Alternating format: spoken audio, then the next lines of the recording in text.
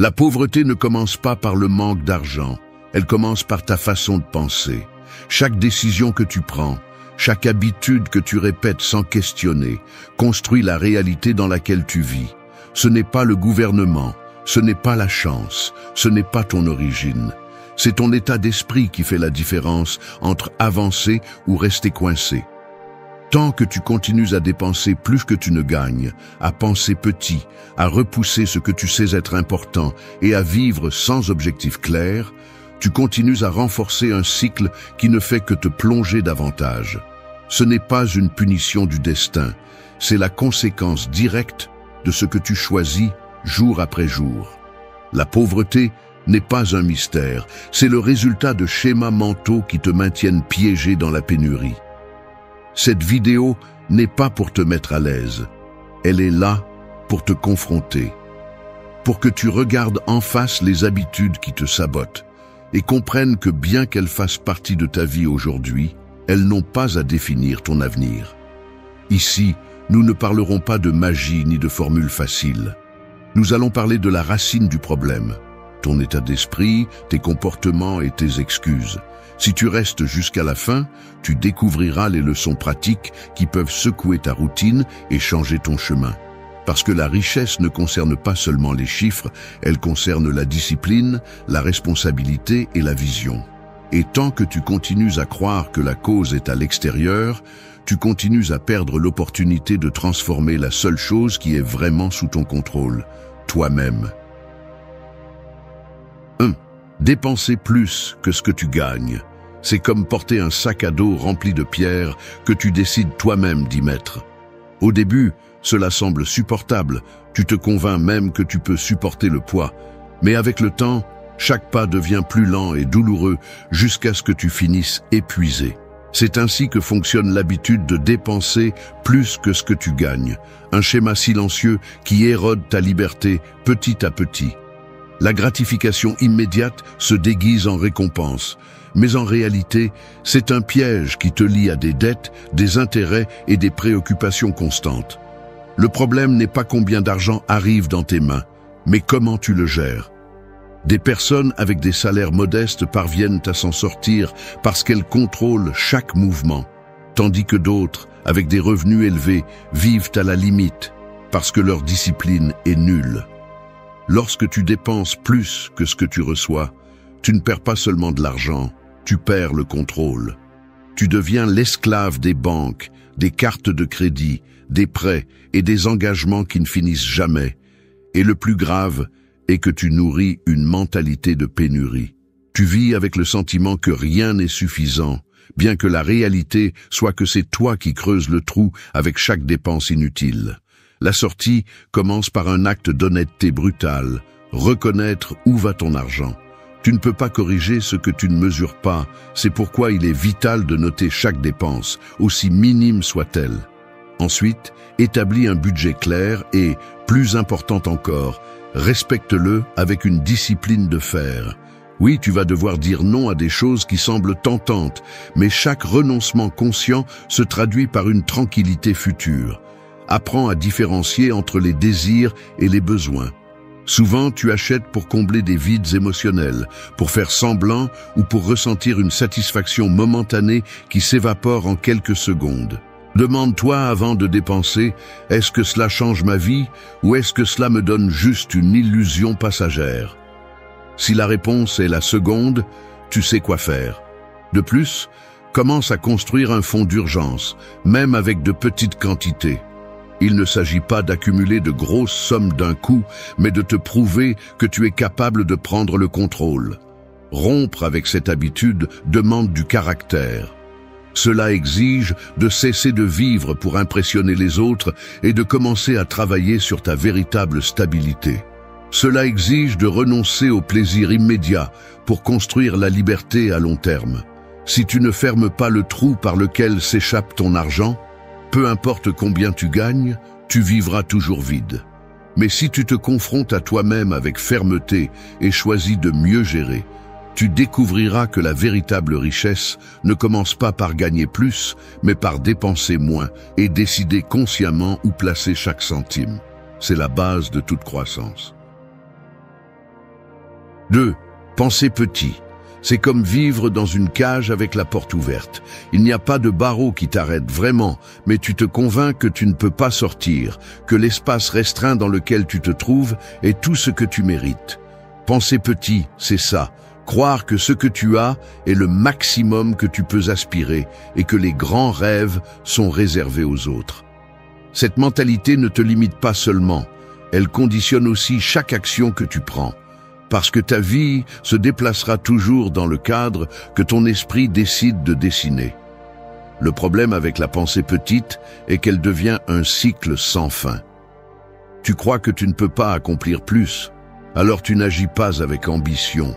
Comme tu n'agis pas, tu n'obtiens pas de grands résultats. Et comme tu n'obtiens pas de résultats, tu confirmes ta croyance que tu ne pourras jamais atteindre quelque chose de mieux. Ainsi, tu te contentes de travaux médiocres, de relations sans avenir, de routines qui ne te demandent pas de grandir. Le pire, c'est que tu commences à justifier cette conformité en disant des phrases comme « mieux vaut peu mais sûr » ou « nous ne sommes pas tous nés pour de grandes choses ». Ce sont des excuses qui masquent la peur et le manque de vision. Rompre avec cette habitude commence par un exercice d'honnêteté brutale. Reconnaître où tu te réduis. Demande-toi ce que tu as arrêté d'essayer par peur, quels sont les objectifs que tu as écartés avant de faire le premier pas. Peut-être voulais-tu démarrer une entreprise, mais tu pensais que c'était trop pour toi. Peut-être voulais-tu apprendre une nouvelle compétence, mais tu t'es dit qu'il était trop tard. Chaque fois que tu as pensé ainsi, tu as choisi la cage, même si la porte était ouverte. Le premier conseil pratique est d'élargir ta vision. Lis, informe-toi, observe des exemples de personnes qui ont commencé avec moins que toi et qui ont réussi à s'en sortir. Il ne s'agit pas d'admirer de loin, mais de comprendre que ce qu'ils ont fait, tu peux aussi le faire si tu es prêt à payer le prix de l'effort. Entoure-toi de grandes idées, parce que ton esprit se nourrit de ce que tu consommes. Si tout ce que tu entends sont des plaintes, des limitations et des pensées médiocres, tu ne pourras jamais élargir ton horizon. Le deuxième conseil est d'élever tes standards. Demande-toi si ce que tu acceptes aujourd'hui comme suffisant l'est vraiment, ou si c'est juste du confort déguisé. Élever tes standards signifie ne pas te contenter d'un travail qui te permet à peine de survivre, ne pas accepter un environnement qui te freine, ne pas rester dans une routine qui éteint ton ambition.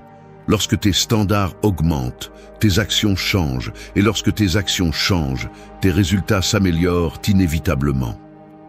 Le troisième conseil est de fixer des objectifs qui te défient. Je ne parle pas de rêver de millions du jour au lendemain. Je parle de te fixer des objectifs qui te forcent à sortir de ta zone de confort. Si aujourd'hui tu gagnes un certain montant, cherche un plan réel pour le doubler dans un temps précis. Si tu n'as jamais lu, engage-toi à terminer un livre par mois. Si tu n'as jamais entrepris, commence par quelque chose de petit, mais de tangible. L'important est que chaque objectif te force à grandir au-delà de ce que tu crois possible aujourd'hui. Un autre conseil fondamental est de changer ton langage interne. Chaque fois que tu dis « je ne peux pas », tu renforces ta prison mentale. Remplace cette phrase par « comment puis-je le faire ?» Ce simple changement transforme la façon dont ton cerveau cherche des solutions. Parce que la vérité est que tu n'es pas incapable. Ce qui se passe, c'est que tu n'as pas encore trouvé le bon chemin et tu ne le trouveras que si tu es prêt à le chercher. Penser petit est l'une des habitudes les plus destructrices parce qu'elle ne se voit pas immédiatement. 3. Procrastiner ce qui est important. C'est comme avoir une graine dans la main et décider de la garder pour demain. Tu penses que quand tu la planteras, elle poussera de la même manière, que cela n'a pas d'importance d'attendre un jour de plus. Mais la vérité est que chaque report est une récolte perdue, un arbre qui ne donnera jamais de fruits parce que tu ne l'as jamais planté à temps. Procrastiner ce qui est important est le voleur le plus silencieux de richesse et de progrès. Il vole tes heures en se déguisant en confort et te convainc qu'il y aura toujours un demain pour faire mieux. Le problème avec cette habitude n'est pas la paresse en soi, mais le mensonge qu'elle porte en elle.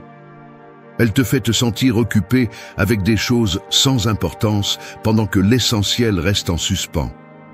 C'est ouvrir les réseaux sociaux au lieu de travailler sur un projet, ranger ton bureau au lieu de faire face à la tâche difficile ou justifier que tu as besoin d'être motivé pour agir. Chaque excuse est un poison lent.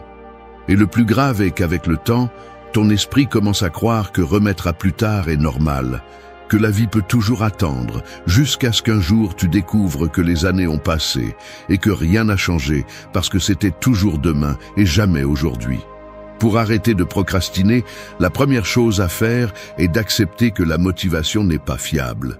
Si tu attends de te sentir inspiré, tu ne commenceras jamais.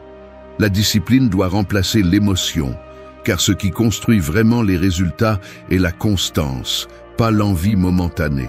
Force-toi à faire le premier pas, même si tu n'en as pas envie, car c'est l'action qui crée la motivation et non l'inverse. Une stratégie puissante est la règle des 5 minutes. Lorsque tu es tenté de remettre quelque chose à plus tard, engage-toi à le faire pendant seulement 5 minutes. La plupart du temps, tu découvriras qu'une fois que tu as commencé, tu continues sans effort. Un autre conseil est de diviser ce qui est important en tâches petites et concrètes. Tu procrastines parce que ton esprit voit l'objectif comme une montagne impossible à gravir, mais si tu le divises en étapes, le chemin devient gérable et moins intimidant. Tu dois aussi identifier les déclencheurs qui te font tomber dans cette habitude. Demande-toi, qu'est-ce qui me distrait le plus souvent? Le téléphone, les réseaux sociaux, la télévision, les conversations sans sens. Une fois détecté, établis des barrières claires. Mets ton téléphone hors de portée pendant que tu travailles, établis des horaires sans interruption et élimine le bruit qui te vole ta concentration. Ton environnement doit être conçu pour t'aider, pas pour te saboter. Un autre point clé est d'apprendre à prioriser. Beaucoup de gens procrastinent parce qu'ils ne distinguent pas ce qui est urgent de ce qui est important. Ils passent leur temps à éteindre de petits incendies pendant que ce qui changerait vraiment leur vie reste en attente. Fais une liste quotidienne des 3 choses les plus importantes et engage-toi à les terminer avant de te laisser distraire par quoi que ce soit d'autre. Cette simple pratique peut transformer ta productivité de manière radicale. Procrastiner ce qui est important ne te rend pas seulement pauvre en argent, mais aussi pauvre en temps, en réalisation et en estime de soi. Chaque tâche reportée est un message à toi-même que tu ne fais pas confiance en ta capacité d'agir. Rompre cette habitude est un acte de respect de soi. C'est te prouver que tes objectifs sont plus importants que tes excuses. Parce qu'au final, la vie ne se mesure pas par ce que tu dis que tu feras demain, mais par ce que tu oses construire aujourd'hui. Si tu enterres la graine au bon moment, tu auras un arbre qui donnera des fruits toute la vie, mais si tu continues à attendre, tu te retrouveras avec une graine sèche dans la main et le sentiment amer que le temps t'a échappé pour toujours. 4. Vivre sans objectif clair. C'est comme monter dans un bus sans demander où il va. Il peut t'emmener dans un bel endroit, il peut te laisser au milieu de nulle part, mais ce qui est sûr, c'est que tu n'as pas le contrôle sur la destination. Vivre sans objectif clair, c'est exactement cela, se déplacer sans direction, dépenser de l'énergie sans but et laisser la vie te traîner au lieu de la conduire. Le plus dangereux n'est pas l'effort que tu fais, mais le fait que cet effort se dilue parce qu'il n'est pas concentré, et tu finis donc fatigué mais sans résultat. Quand tu n'as pas de but défini, la routine devient un cercle interminable d'activités qui ne construisent rien de solide. Tu travailles pour payer les factures, mais pas pour grandir. Tu te lèves pour remplir des obligations, mais pas pour poursuivre un but. Ce vide est ce qui fait que tant de personnes se contentent de survivre au lieu de prospérer. Et le plus dur est que, sans objectif, tout obstacle semble suffisant pour t'arrêter, car il n'y a pas de pourquoi assez fort pour te pousser à continuer. Avoir de la clarté, c'est bien plus que d'écrire un rêve sur papier, c'est dessiner une carte qui te rappelle où tu vas. Il ne s'agit pas de se remplir d'illusions vagues comme « je veux être riche » ou « je veux être heureux », mais de tracer des objectifs spécifiques, mesurables et avec un délai concret. La différence entre ceux qui avancent et ceux qui stagnent ne réside pas dans la chance, mais dans la précision avec laquelle ils définissent ce qu'ils cherchent. Sans direction, tout vent est contraire, mais avec un cap, même la tempête devient un élan. Pour rompre avec cette habitude, la première chose à faire est de réfléchir de manière brutalement honnête à ce que tu veux. Demande-toi quel type de vie tu veux vivre dans 5 ou 10 ans et commence à décomposer les étapes nécessaires pour t'en rapprocher. L'écrire n'est pas un acte romantique, c'est une stratégie mentale. Ton cerveau a besoin de voir clairement pour agir avec décision. Un conseil pratique est de diviser chaque objectif en petits buts. Par exemple, si tu veux améliorer ta situation financière, définis combien tu veux économiser cette année, combien tu dois générer en plus chaque mois et quelles dépenses tu dois éliminer. Si tu veux améliorer ta santé, fixe combien de fois tu t'entraîneras par semaine et quelles habitudes alimentaires tu changeras.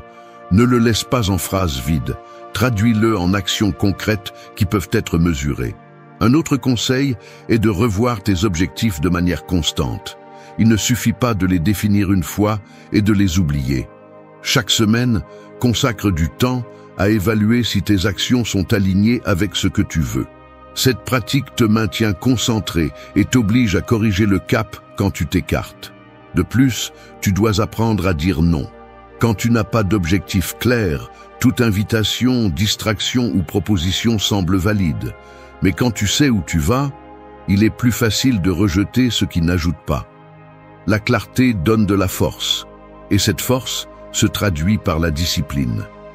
Vivre sans objectif clair, c'est choisir le hasard comme guide, et le hasard construit rarement des vies extraordinaires. Rester sans direction est le chemin le plus rapide vers la médiocrité, car l'énergie qui n'est pas concentrée est gaspillée. Avoir des objectifs ne garantit pas que le chemin sera facile, mais garantit que chaque pas a un sens.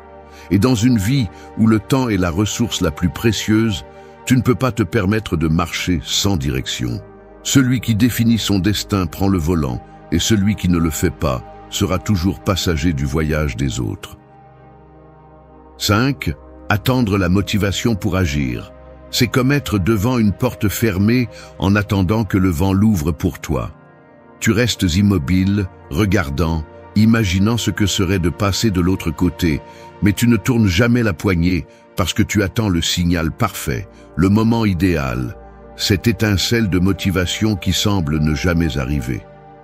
Vivre de cette façon, c'est donner ton temps à l'inaction. C'est croire que le moteur de ta vie doit venir de l'extérieur, alors qu'en réalité, il a toujours été en toi. L'erreur d'attendre la motivation est que la motivation est instable, volatile et trompeuse. Un jour, elle te remplit d'énergie, et le lendemain, elle disparaît sans laisser de traces. Si ta discipline dépend d'être motivé, tu n'auras jamais de constance. Construire de la richesse, changer d'habitude ou transformer ta vie n'arrive pas parce qu'un jour tu t'es levé inspiré. Cela arrive parce que même quand tu n'avais pas envie, tu as fait ce que tu devais faire. La discipline est le véritable carburant et ceux qui le comprennent avancent, tandis que les autres restent coincés en attendant de ressentir quelque chose qui arrive rarement. La motivation, en réalité, n'est pas le début du processus, c'est la conséquence. Lorsque tu commences à agir, même si tu ne le veux pas, ton cerveau génère cette sensation de progression qui se traduit ensuite en motivation. Mais si tu décides de ne pas bouger jusqu'à la ressentir, tu te condamnes à un cycle d'attente infini. C'est comme attendre d'avoir des forces pour s'entraîner, alors que les forces apparaissent précisément après avoir commencé à s'entraîner. Pour rompre avec cette habitude, tu as besoin d'un changement radical dans ta façon de penser. Il ne s'agit pas de chercher à être inspiré, il s'agit de t'engager dans ce que tu sais que tu dois faire. Le conseil le plus direct est simple, crée des routines qui ne dépendent pas de ton humeur. Si tu dois lire, écris un horaire et respecte-le. Si tu veux économiser, programme le montant automatiquement. Si tu veux améliorer ta santé, fixe les jours d'entraînement et fais-le sans laisser de place à la négociation interne. L'esprit cherchera toujours des excuses, mais si tu établis des systèmes solides, ils te soutiendront même les jours où ta motivation est au plus bas. Un autre conseil utile est de commencer par de petites actions immédiates. Souvent, le manque de motivation vient du fait de voir la tâche comme une montagne. Au lieu de t'obséder avec la grandeur, concentre-toi sur le minimum. Écris une seule page si tu veux finir un livre. Économise une petite somme si tu veux l'indépendance financière. Fais 10 minutes d'exercice si tu ne peux pas en faire 1 heure. La clé est de bouger, car le mouvement génère de l'élan et cet élan se transforme en habitude. Il est également important de t'entourer de disciplines externes. Si ton environnement est rempli de distractions et de personnes qui ne tiennent pas leurs promesses, il sera plus difficile de rester ferme. Entoure-toi de ceux qui valorisent la constance, qui n'attendent pas d'avoir envie de faire ce qui est juste. Cet exemple est contagieux et renforce ton propre engagement. Attendre la motivation est un luxe que les pauvres d'esprit ne peuvent pas se permettre. Chaque jour que tu remets à plus tard parce que tu n'as pas envie est un jour perdu à jamais. Un jour qui aurait pu te rapprocher de tes objectifs et qui ne reviendra jamais. Ceux qui réussissent ne sont pas ceux qui ont toujours été inspirés, ce sont ceux qui ont fait ce qu'il fallait même s'ils ne le voulaient pas. Le succès ne se construit pas avec des étincelles d'émotion, il se construit avec des briques de discipline posées l'une après l'autre jusqu'à édifier une vie solide. Arrête d'attendre que quelque chose ou quelqu'un allume ton feu, apprends à l'allumer toi-même avec tes actions quotidiennes. C'est la différence entre ceux qui avancent et ceux qui restent coincés dans l'attente éternelle. 6. T'entourer de personnes qui te rabaissent. C'est comme essayer de grandir dans un jardin où la terre est empoisonnée.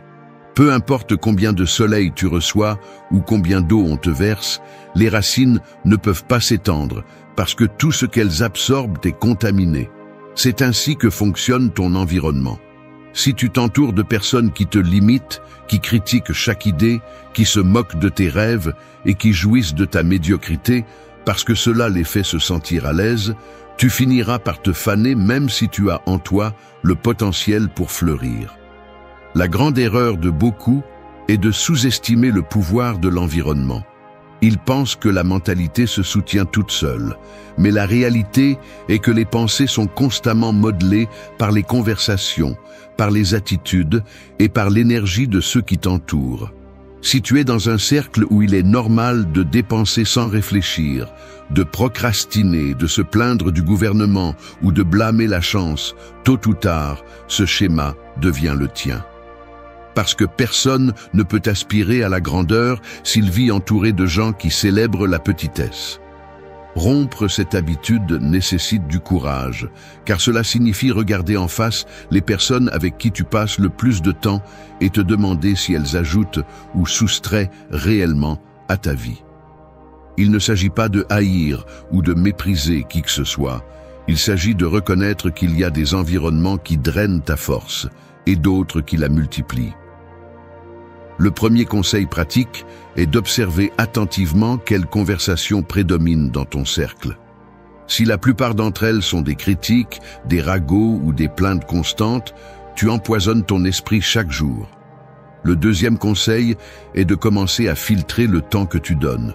Tu n'as pas besoin de couper les ponts avec tout le monde, mais tu dois réduire l'exposition à ceux qui te tirent vers le bas. Consacre plus d'heures à lire, à apprendre, à t'entraîner ou à construire, plutôt qu'à être pris dans des dynamiques de médiocrité.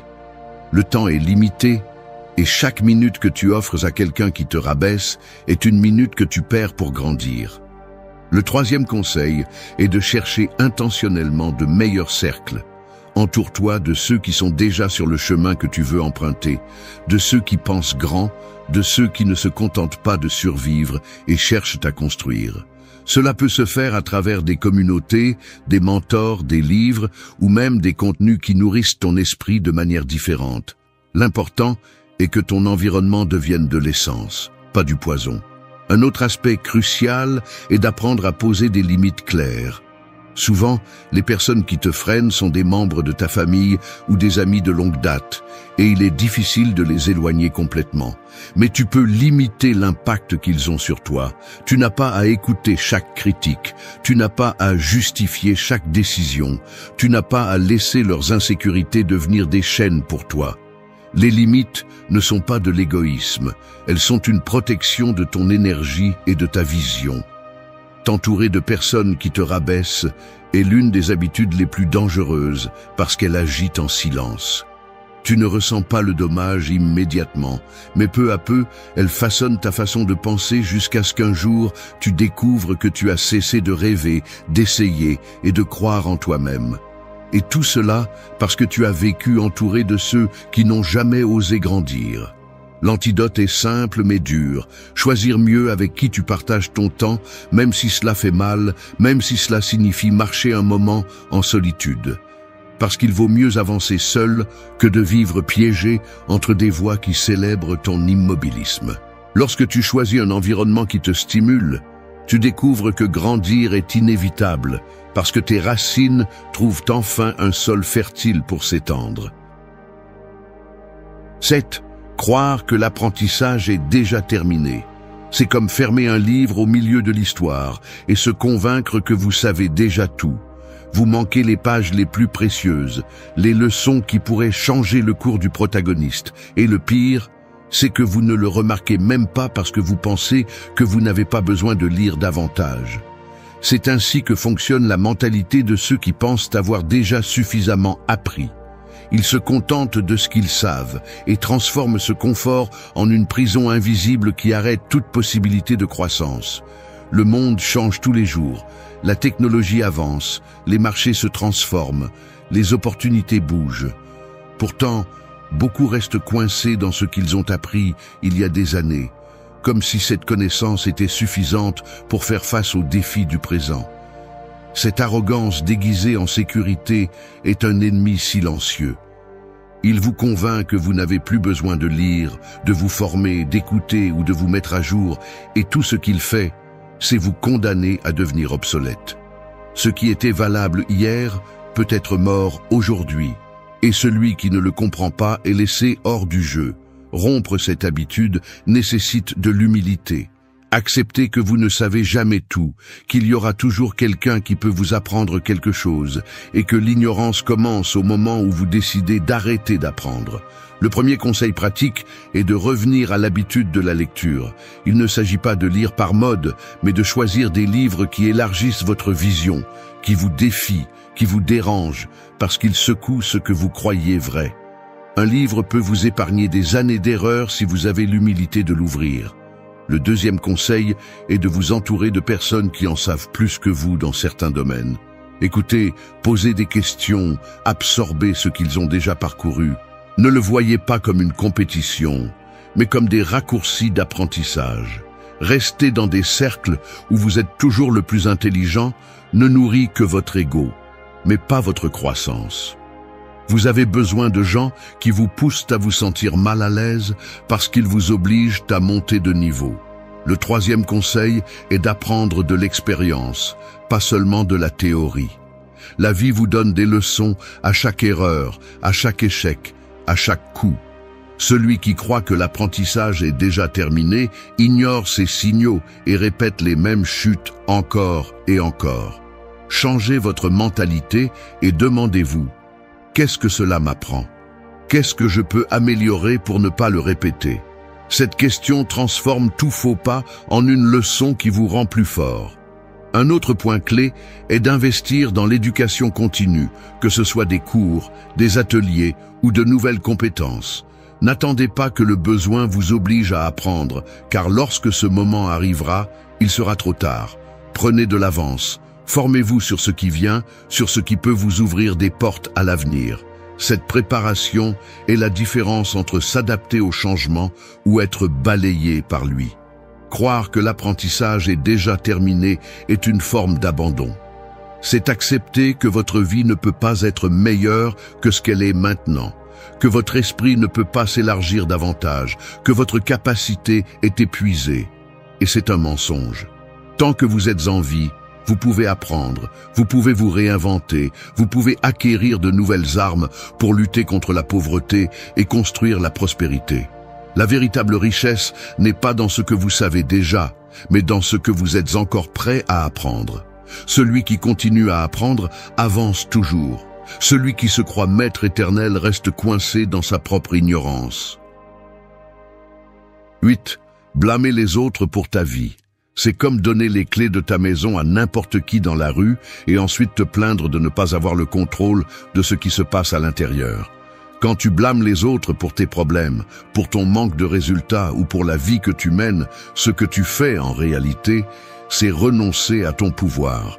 Tu deviens un spectateur de ta propre histoire, assis dans le fauteuil pendant que d'autres prétendent décider pour toi. Et le plus grave, c'est que tu ne te rends pas compte que cette excuse ne change rien. Elle te maintient seulement attaché à la médiocrité. Blâmer le gouvernement, tes parents, ton patron, l'économie ou même la chance est la sortie la plus facile, car elle t'évite de regarder en toi. Il est plus confortable de penser que quelqu'un d'autre a ruiné ton chemin, que d'accepter que c'est toi qui n'as pas pris les bonnes décisions, qui ne s'est pas levé à temps, qui a préféré remettre à plus tard, dépenser ou se contenter de peu. Mais ce confort est un poison, car pendant que tu pointes du doigt à l'extérieur, ta vie reste la même. La pauvreté, en grande partie, se perpétue par cette mentalité de victime, par cette habitude de voir des coupables partout, sauf dans le miroir. Pour rompre avec cette habitude, la première chose à faire est d'assumer une vérité dure. Personne ne viendra te sauver. Ni le politicien en place, ni l'héritage inattendu, ni la chance d'une loterie.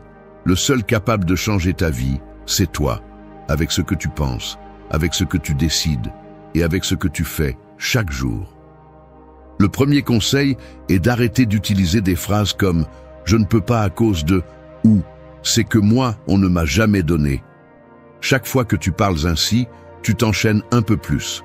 Remplace-les par des questions. Que puis-je faire maintenant avec ce que j'ai ou comment sortir de cela sans attendre rien de personne? Ce changement de langage change aussi ta mentalité. Le deuxième conseil est de pratiquer la responsabilité radicale. Cela signifie assumer que tout ce qui se passe dans ta vie, même ce qui n'était pas de ta faute, est maintenant ta responsabilité. Tu n'as pas choisi de naître dans certaines circonstances, mais tu peux choisir comment y répondre.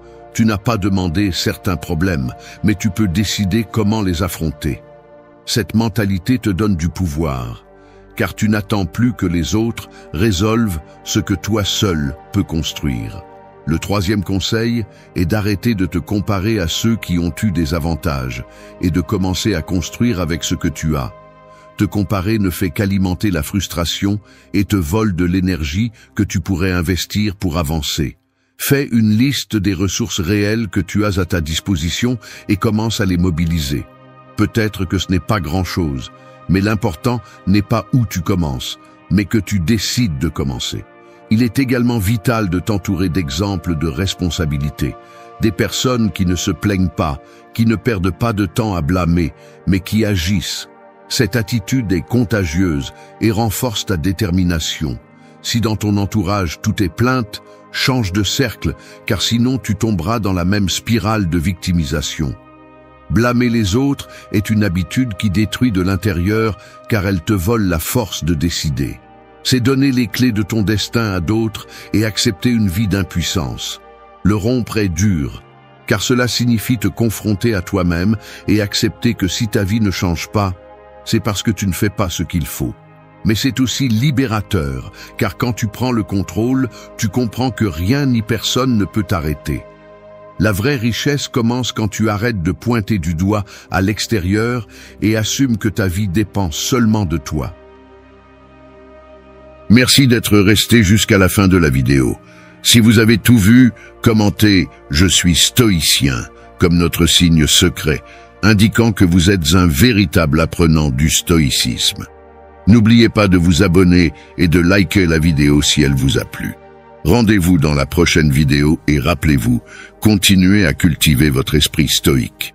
Tu as vécu trop longtemps en essayant de plaire, en baissant la tête pour éviter le conflit, en taisant ce que tu penses vraiment par peur de déranger.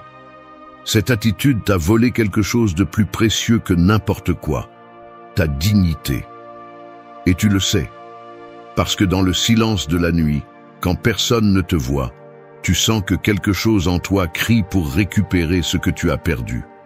Cette vidéo n'est pas un refuge de mots doux, c'est un coup de réalité, un rappel que la véritable force ne se mesure pas en sourires faux ni en sacrifices inutiles, mais dans la capacité de te tenir debout quand le monde veut te plier.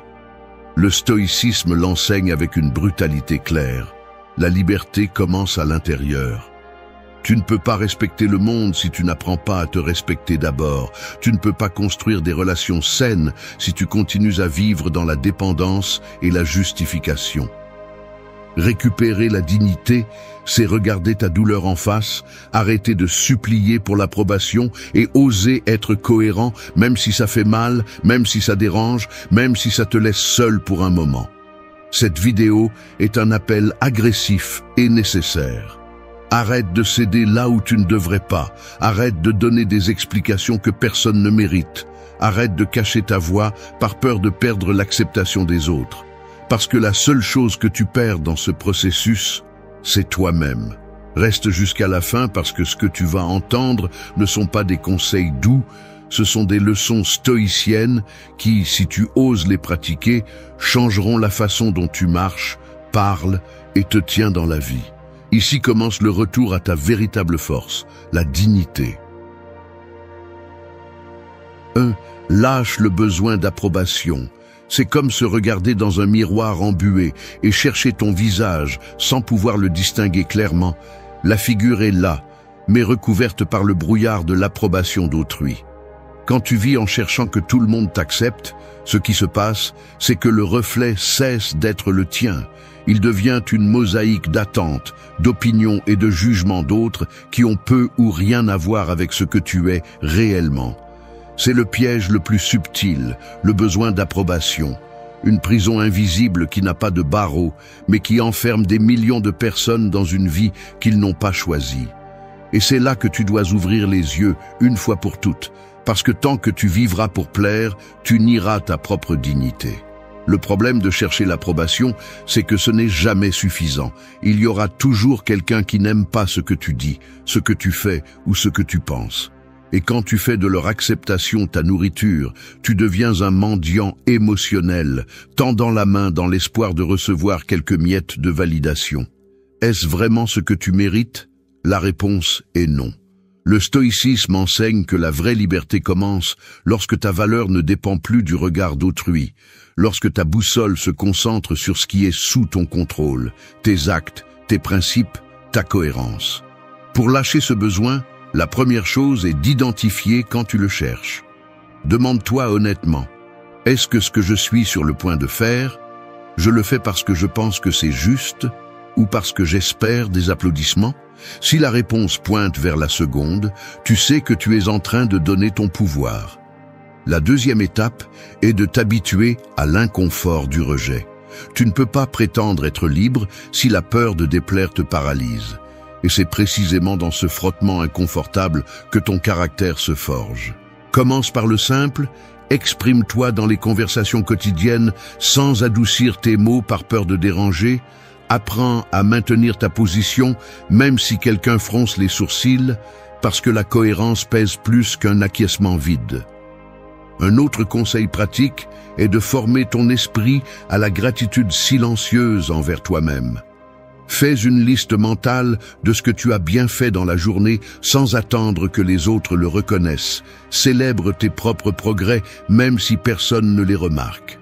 Lorsque tu cultives cette pratique, tu construis une base solide de respect de soi qui ne vacille pas avec les critiques. Et rappelle-toi que ce n'est pas une question de devenir arrogant ou insensible. Il s'agit de retrouver l'équilibre, de savoir que ta voix et ton jugement ont un poids qui ne dépend pas des autres. Il est également essentiel de t'entourer de personnes qui apprécient ton authenticité et non de celles qui t'applaudissent seulement lorsque tu réponds à leurs conditions. Évalue tes relations. Observe qui t'écoute quand tu parles à partir de ta vérité et qui s'éloigne quand tu ne rentres plus dans leur moule. Ces filtres sont nécessaires, car la dignité fleurit dans des environnements où tu n'as pas à te déguiser. Enfin, pratique la discipline du silence. N'explique pas tout ce que tu fais en cherchant l'approbation. Ne partage pas chaque pas dans l'espoir de recevoir un bienfait. Garde certaines choses juste pour toi. Apprécie le pouvoir d'avancer sans témoin, car la reconnaissance la plus importante est celle qui naît de ta propre cohérence. 2. Posez des limites fermement. C'est comme laisser la porte de votre maison ouverte toute la nuit, n'importe qui entre, n'importe qui prend ce qu'il veut, n'importe qui emporte votre paix. C'est ce qui se passe lorsque vous ne savez pas poser de limites. Vous devenez un terrain sans frontières où les autres décident de ce qu'ils vont faire de vous. Et le plus grave n'est pas ce que les autres prennent. Le plus grave est que vous leur permettez de le faire. Car sans limite, il n'y a pas de respect, et sans respect, il n'y a pas de dignité. Voici une vérité dure. Si vous ne définissez pas jusqu'où les autres peuvent aller avec vous, personne ne le fera pour vous. Le problème est que l'on nous a appris à confondre les limites avec l'égoïsme. Depuis notre plus jeune âge, on nous répète que dire non est impoli, que mettre de la distance est froid, que défendre son espace est arrogant. Et vous grandissez en croyant que pour être bon, il faut toujours céder, toujours supporter, toujours accepter. Mais le stoïcisme le rend clair. La bonté sans fermeté devient une faiblesse, et la faiblesse attire seulement l'abus. Marc Aurèle disait que la meilleure façon de vivre en harmonie avec les autres est de commencer par vivre en harmonie avec soi-même. Et cela signifie prendre soin de votre énergie, protéger votre temps, et ne pas le donner à n'importe qui le demande. Poser des limites commence par quelque chose de basique, reconnaître votre propre valeur. Si vous ne la reconnaissez pas, personne ne le fera. Faites une liste de ce que vous n'êtes plus prêt à tolérer, des commentaires blessants aux exigences qui épuisent votre énergie. Une fois que vous avez cela clair, chaque limite cesse d'être un caprice et devient une déclaration de respect. La deuxième étape est la cohérence. Car il ne suffit pas de le penser, il faut l'exprimer et le maintenir. Il ne sert à rien de dire « ne me parle pas comme ça » et d'agir le lendemain comme si de rien n'était. Chaque contradiction affaiblit votre voix et enseigne à l'autre que vos limites sont négociables. Un autre conseil pratique est d'utiliser des phrases directes, sans fioritures, sans longues excuses, qui cherchent à vous justifier. Je ne peux pas t'aider dans ça, je ne suis pas d'accord, je préfère ne pas assister. Des phrases simples qui marquent votre position sans détour. Plus vous serez simple dans votre expression, plus le message sera percutant. Et souvenez-vous, le ton est aussi important que les mots, car une limite dite avec insécurité perd sa force, mais une limite dite avec calme et fermeté devient un mur que personne ne peut traverser. Il ne s'agit pas de construire des murs contre tout le monde, mais de choisir intelligemment à qui vous ouvrez et jusqu'où. Poser des limites ne détruit pas les relations, cela les purifie. Il vous montre qui vous respecte et qui vous utilise seulement, qui vous valorise et qui profite de votre silence. Cette sélection fait mal au début, mais libère ensuite, car vous cessez de dépenser de l'énergie pour ceux qui ne méritent pas d'être dans votre vie. Enfin, souvenez-vous que chaque fois que vous fixez une limite, vous ne protégez pas seulement votre dignité. Vous éduquez aussi les autres sur la façon de vous traiter. Vous enseignez aux autres jusqu'où ils peuvent aller avec vous. Et si vous ne le faites pas, ils décideront pour vous. Laisser la porte ouverte, c'est inviter au désordre. La fermer fermement, c'est inviter au respect. Et c'est là la véritable force, non pas celle de plaire à tout le monde, mais celle de maintenir votre frontière, même si le monde veut la renverser. 3. Récupère ta voix. Imagine que tu te réveilles un jour et qu'aucun son ne sort lorsque tu parles. Tu bouges les lèvres, mais ta voix n'apparaît pas. Il ne reste que le silence. C'est la sensation que beaucoup portent sans s'en rendre compte. Ils vivent en parlant, mais pas avec leur voix, mais avec celle que les autres veulent entendre. Et quand tu donnes ta voix, tu donnes aussi ton essence, parce que ce que tu dis reflète ce que tu es. La perdre, c'est comme effacer ton nom de ta propre vie. Récupérer la voix ne signifie pas crier plus fort, cela signifie parler avec vérité. Le stoïcisme enseigne que ce que tu penses et ce que tu dis doivent être un, car l'incohérence est la racine de la faiblesse. Quand tu tais ce que tu sais que tu devrais exprimer, tu te trahis, et chaque trahison interne réduit ta dignité. Il ne s'agit pas d'avoir une opinion sur tout, mais de clarifier ce que tu penses sur ce qui compte vraiment, même si cela ne plaît pas, même si cela dérange, même si cela te met en minorité. La première étape est d'arrêter d'adoucir ton message par peur du rejet. Combien de fois termines-tu des phrases par un « je pense »,« peut-être »,« je ne sais pas si je me trompe », comme si tu demandais la permission d'exister. Cela tue ton autorité. Parler avec ta voix, c'est éliminer le doute inutile et dire ce que tu penses avec fermeté, sans fioriture. Ne confonds pas cela avec l'imposition, car imposer cherche à dominer, mais exprimer ta vérité cherche à être cohérent avec toi-même. La deuxième étape est de pratiquer l'inconfort, de tenir ta parole. Il y aura des moments où ce que tu dis ne correspondra pas à la majorité, et c'est là le test. Celui qui a besoin d'approbation change d'opinion selon le vent. Celui qui a sa propre voix la maintient même si la tempête souffle. Cette constance est ce qui façonne le respect. N'oublie pas que les gens ne respectent pas celui qui est toujours d'accord. Ils respectent celui qui ose être clair. Un autre conseil pratique est d'exercer ta voix dans les petites choses. Commence dans les conversations quotidiennes. Exprime ce que tu veux vraiment, au lieu de ce que tu penses qu'on attend de toi. Demande ce dont tu as besoin sans le déguiser. Dis ce qui te dérange, sans l'adoucir avec des excuses interminables. Chaque fois que tu le fais, ta voix revient un peu plus. Et n'oublie pas que la voix n'est pas seulement dans les mots, elle est aussi dans les actions. Si tu dis que tu valorises quelque chose, mais que tu agis contre, ta voix perd de sa force, car la cohérence entre ce que tu dis et ce que tu fais est la base du respect. Enfin, comprends que récupérer ta voix n'est pas un acte de rébellion contre les autres, c'est un acte de loyauté envers toi-même. Chaque mot ferme, chaque idée exprimée, chaque silence que tu choisis avec intention et non par peur sont des pas pour reconstruire la dignité. La voix que tu avais perdue est toujours en toi, attendant que tu arrêtes de la déguiser. Quand tu la récupéreras, tu ne parleras pas seulement différemment, tu marcheras différemment, parce que rien ne pèse plus que la clarté de quelqu'un qui ne demande plus la permission d'être entendu. 4. Respecte-toi d'abord. Il y a des gens qui se traitent eux-mêmes comme s'ils étaient un plan secondaire dans leur propre vie, comme s'il y avait toujours quelqu'un de plus important à qui prêter attention, comme si leur temps valait moins que celui des autres. C'est comme inviter tout le monde à dîner chez toi et te retrouver sans assiette pour toi. Tu sers, tu souris, tu fais plaisir, mais à la fin, tu te retrouves vide. C'est la conséquence de ne pas te respecter en premier, de toujours mettre les autres avant toi, en pensant que c'est un acte de bonté, alors qu'en réalité, c'est un acte d'abandon personnel. Le respect de soi n'est ni un luxe, ni un caprice, c'est la base de toute dignité. Le stoïcisme enseigne que tu ne peux pas donner ce que tu n'as pas. Tu ne peux pas offrir de valeur si tu ne te reconnais pas comme précieux. Tu ne peux pas espérer des relations saines si tu permets toi-même d'être traité sans soin. Lorsque tu ne te respectes pas, tu envoies un message silencieux au monde. Ici, tout est permis.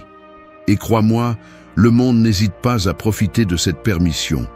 La première étape pour te respecter est de reconnaître tes propres limites internes. Je ne parle pas seulement de dire non aux autres, je parle de te dire non à toi-même lorsque tu te sabotes. Ne pas accepter moins que ce que tu mérites, ne pas te permettre de justifier les mauvais traitements par des excuses, ne pas rester dans des endroits qui épuisent ta paix. Le respect de soi commence dans le miroir, dans la façon dont tu te parles, dans la façon dont tu évalues tes décisions, dans la façon dont tu choisis ce que tu tolères. Ensuite, tu dois apprendre à prioriser ton temps. Si chaque minute est consacrée aux demandes des autres, tôt ou tard, ta vie cesse d'être la tienne. Respecte-toi assez pour mettre dans ton agenda ce qui compte vraiment pour toi. même si les autres ne le comprennent pas. Consacre des heures à ta croissance, à ton repos, à ta santé, et défends-les avec la même force que tu remplirais une obligation étrangère. Cet acte n'est pas de l'égoïsme, c'est de la dignité. Un autre conseil pratique est de surveiller la façon dont tu permets qu'on te parle.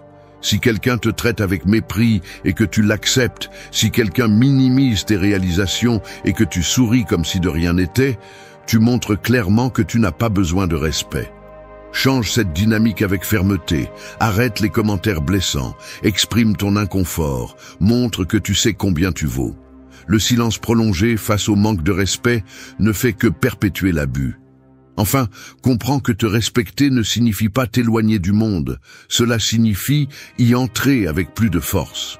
Lorsque tu es le premier à te valoriser, tu obliges les autres à le faire aussi. Et s'ils ne le font pas, alors le respect de soi te donne le courage de les éloigner sans culpabilité. C'est là le véritable pouvoir, marcher droit en sachant que tu n'as pas besoin de te traîner pour que quelqu'un d'autre t'accepte. Parce qu'en te respectant d'abord, tu transformes ta vie en un territoire sacré où personne n'entre à moins d'être prêt à valoriser ce que tu es. 5. Pratique le pardon intelligent. Pardonner aveuglément, c'est comme donner les clés de ta maison à celui qui l'a déjà cambriolé une fois en espérant naïvement qu'il ne le fera pas à nouveau. Le pardon mal compris n'est pas une vertu, c'est de la naïveté. Et il est souvent confondu avec la faiblesse. Le stoïcisme enseigne que le pardon n'est pas un chèque en blanc pour que les autres répètent l'offense, c'est une décision consciente de te libérer du poison de la rancune, sans oublier la leçon que la blessure a laissée. C'est le pardon intelligent, celui qui lâche le poids, mais en même temps établit des limites fermes pour que le mal ne se répète pas.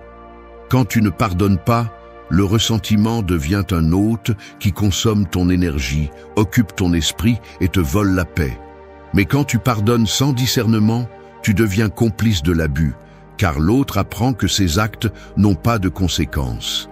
L'équilibre est de reconnaître que pardonner n'est pas oublier ni toujours se réconcilier, c'est simplement choisir de ne pas porter le poison émotionnel, tout en gardant la distance ou les limites nécessaires pour ne pas être blessé à nouveau. Le premier conseil pratique est de séparer le pardon interne de la relation externe. Tu peux lâcher la haine en toi, mais cela ne signifie pas que tu dois à nouveau faire confiance à celui qui t'a blessé. Ta dignité exige cette clarté, car le vrai pardon n'efface pas la mémoire, il la transforme en sagesse. Demande-toi, qu'est-ce que cette blessure m'a appris? Quelles limites dois-je renforcer à partir de maintenant? Cette réflexion transforme la blessure en maître et le pardon en un outil de croissance. Le deuxième conseil est de ne pas confondre le pardon avec le déni. Il y a ceux qui disent avoir pardonné juste pour ne pas affronter la douleur, mais le ressentiment reste caché et tôt ou tard, il explose.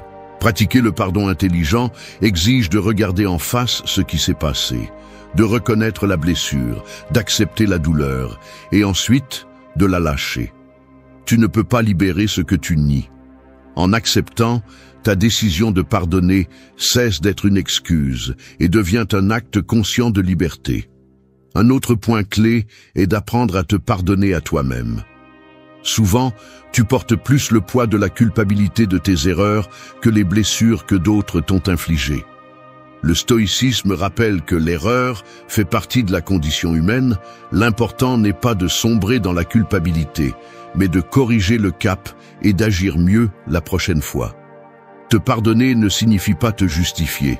Cela signifie te donner le droit de continuer à avancer sans chaînes internes. Enfin, rappelle-toi que le pardon intelligent est sélectif et ferme. Tout le monde ne mérite pas de revenir dans ta vie. Tout le monde ne mérite pas une deuxième chance, mais tu mérites toujours de vivre en paix. Pardonner est un acte d'amour-propre avant d'être un geste envers les autres. Tu ne le fais pas pour absoudre l'autre, tu le fais pour te libérer toi-même. Car celui qui s'accroche à la rancune reste esclave de la blessure, mais celui qui pratique le pardon intelligent devient maître de lui-même, fort, serein et digne. 6. Rompez avec le perfectionnisme. Le perfectionnisme est comme poursuivre l'horizon. Tu cours, tu t'efforces, tu transpires, mais tu ne l'atteins jamais. Chaque pas que tu fais semble te rapprocher, mais à la fin, la ligne s'éloigne davantage, et tout ce que tu réussis à faire est de t'épuiser. Cette obsession de vouloir que tout soit impeccable devient une prison invisible où rien n'est suffisant. Ni ce que tu fais, ni ce que tu dis, ni ce que tu accomplis. Et plus tu cherches la perfection, plus tu t'éloignes de la paix. Le stoïcisme enseigne que la vie ne consiste pas à tout contrôler, mais à accepter ce qui est sous ton pouvoir et à lâcher ce qui ne l'est pas. Le perfectionniste veut contrôler même l'incontrôlable. Il veut que chaque détail soit aligné avec une image idéale. Et quand il n'y parvient pas, il se punit sans pitié. C'est le piège. Le perfectionnisme n'est pas de la discipline. C'est de la peur déguisée, peur d'échouer, d'être jugé, de ne pas être suffisant. Et tant que tu obéis à cette peur, ta dignité sera enchaînée à l'opinion des autres. Rompre avec le perfectionnisme commence par accepter l'imperfection comme partie de la vie. Je ne parle pas de conformisme, je parle de comprendre que ce qui est précieux n'est pas de tout faire parfaitement, mais de le faire avec cohérence et constance.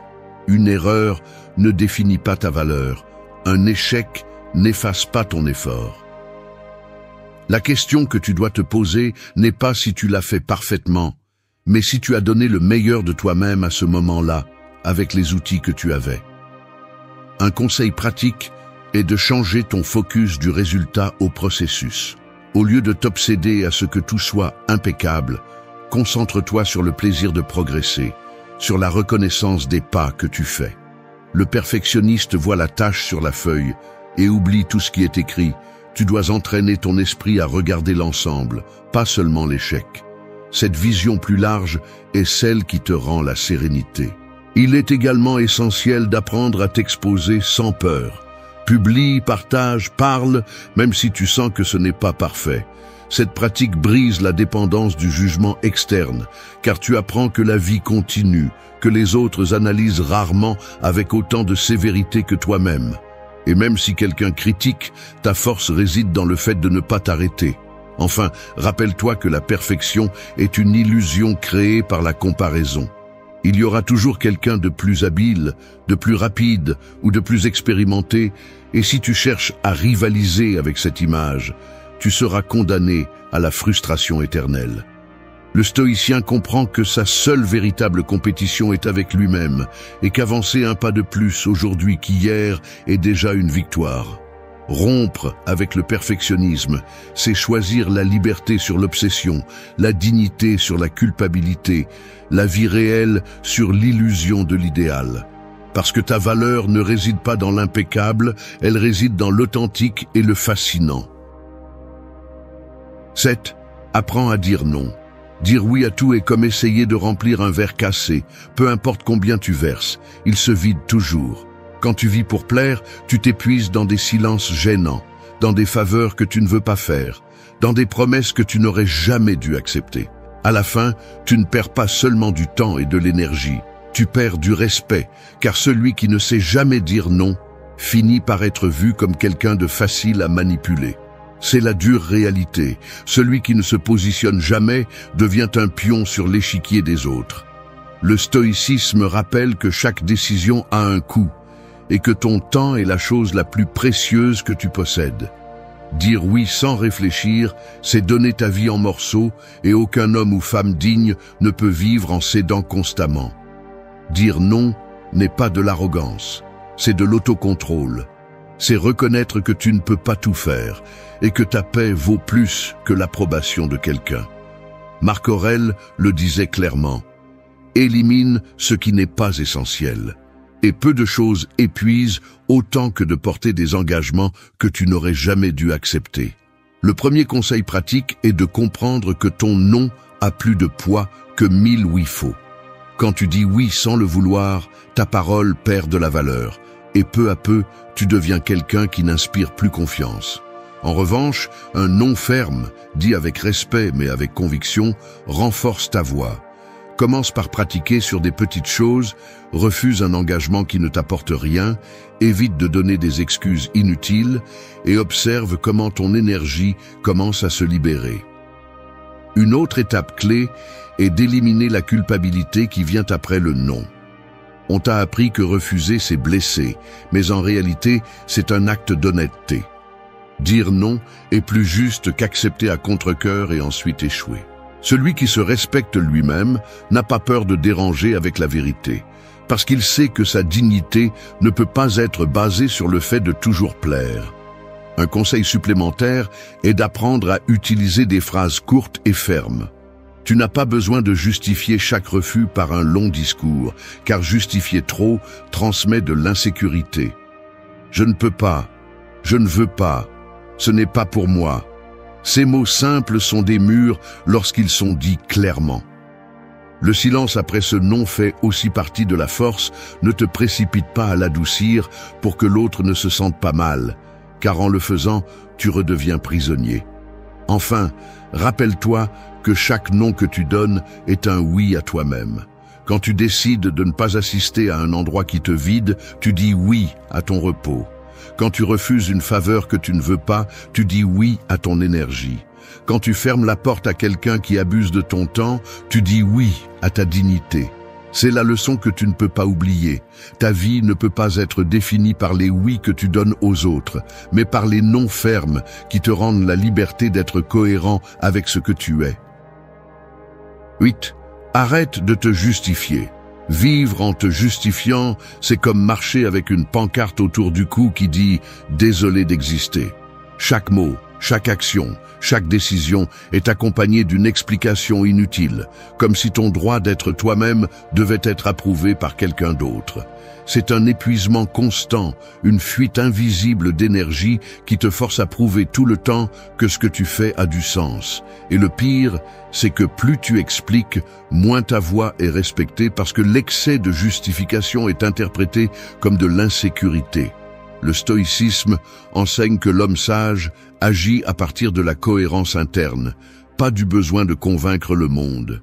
Tes actes doivent parler pour toi. Ta vie doit refléter tes principes, et cela suffit. Quand tu justifies chaque pas, tu donnes ton pouvoir sur un plateau, car tu mets les autres dans le rôle de juge de ton existence. As-tu vraiment besoin de permission pour vivre comme tu le crois juste? C'est la question gênante à laquelle tu dois répondre. La première étape pour rompre avec cette habitude est d'apprendre à reconnaître quand tu le fais. Écoute tes propres phrases. Je l'ai fait parce que, c'est que j'ai dû, je ne voulais pas, mais... Chaque justification inutile est une brique dans le mur qui t'enferme. Commence à éliminer ces béquilles et remplace-les par des déclarations fermes. J'ai décidé, je préfère, je choisis. Cette différence est petite en apparence, mais énorme en dignité. Il est également important de pratiquer la cohérence entre parole et action. Quand ta vie soutient ce que tu dis, tu n'as pas besoin de te justifier, parce que les faits parlent. Si tu dis que tu valorises ton temps et que tu le défends ensuite avec des limites claires, personne n'a besoin d'une explication, le respect surgit de lui-même. La justification excessive apparaît lorsque tes actes ne soutiennent pas ton discours, et c'est là que la force se perd. Un exercice pratique est de fixer une limite claire avec toi-même. Décide de ne pas donner d'explication au-delà de ce qui est nécessaire. Si tu refuses une invitation, tu n'as pas à raconter tout ton emploi du temps. Un simple « je ne peux pas » ou « je ne veux pas » suffit. Si tu choisis une voie différente, tu n'as pas besoin de convaincre tout le monde de pourquoi tu le fais. Au début, tu te sentiras mal à l'aise parce que l'habitude de te justifier est forte, mais avec la pratique, tu découvriras que personne n'a besoin de tant de détails que tu le pensais. Arrêter de te justifier ne signifie pas être arrogant, cela signifie être libre. Cela signifie marcher la tête haute, avec la certitude que ta vie n'a pas besoin de permission ni d'excuses pour avoir du sens. Quand tu y parviendras, tu découvriras quelque chose de puissant. Les gens commencent à respecter davantage celui qui ne demande pas la permission d'exister. Et ce respect commence par toi, avec la décision ferme de ne pas expliquer ce qui ne nécessite pas d'explication. 9. Accepte et ressens ta douleur. Ignorer la douleur, c'est comme couvrir une blessure profonde avec un pansement. En apparence, tout va bien, mais à l'intérieur, l'infection grandit, et tôt ou tard, elle te fait tomber. Beaucoup s'efforcent de montrer leur force en cachant leur souffrance, comme si ressentir était un signe de faiblesse, alors qu'en réalité, la véritable faiblesse est de prétendre que ça ne fait pas mal. La douleur ne disparaît pas parce que tu la caches. Elle se transforme en chaînes invisibles qui contrôlent ta vie depuis l'ombre. Le stoïcisme n'a jamais enseigné à nier la douleur. Au contraire, il a parlé de l'affronter avec dignité.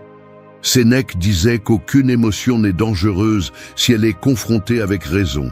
La douleur est inévitable. Ce qui la rend insupportable est la résistance à l'accepter. Quand tu la rejettes, tu la nourris. Quand tu la regardes en face, tu la traverses. C'est le chemin vers la liberté intérieure. Arrêter de fuir et commencer à ressentir. Accepter ta douleur ne signifie pas te résigner. Cela signifie la reconnaître comme faisant partie de l'expérience humaine. Chaque blessure apporte une leçon, mais seulement si tu oses l'écouter. Demande-toi, que me montre cette souffrance? Quelle partie de moi a besoin de grandir? Quelle vérité inconfortable suis-je en train d'éviter? Poser ces questions transforme la douleur en maître plutôt qu'en ennemi. Un conseil pratique est de te donner de l'espace pour ressentir sans masque. Accorde-toi des moments de silence où tu n'as pas à être fort pour quelqu'un d'autre, où tu peux pleurer, écrire, réfléchir ou simplement respirer avec ta douleur sans essayer de la maquiller. Il ne s'agit pas de rester coincé dans la tristesse, il s'agit de lui ouvrir une place pour qu'elle n'ait pas à crier depuis les ombres. La douleur ignorée se transforme en anxiété, en colère ou en vide, tandis que la douleur acceptée se transforme en clarté.